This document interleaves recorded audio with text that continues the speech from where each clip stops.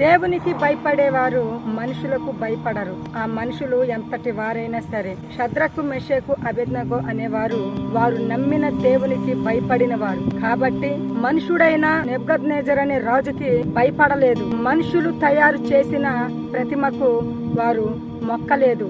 అగ్నికే అగ్ని అయిన దేవునికి భయపడి మనుషులు సిద్ధము చేసిన అగ్ని గుండములోనికి వెళ్ళడానికి కూడా వారు భయపడలేదు. దేవుడు అగ్నికి ఆహుతి కానివ్వలేదు వారిని. అలాగే దానియేలు కూడా తాను నమ్మిన దేవునికి భయపడిన వాడు.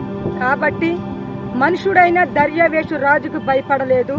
30 దినములు దర్యావేషు రాజుకు తప్ప ఏ దేవుని యొద్దైనను ఏ మనుషుని యొద్దైనను మనవి చేయకూడదు, వేడుకొనకూడదు అని ఇచ్చిన ఆజ్ఞకు భయపడలేదు. సింహాలకే సింహము, యూదా గోత్రపు సింహమైన దేవునికి భయపడి మనుషులు సిద్ధపరిచిన సింహాల గుహలోనికి వెళ్ళడానికి భయపడలేదు దానియేలు. దేవుడు దానియేలుని సింహాల నోట పడనీయలేదు.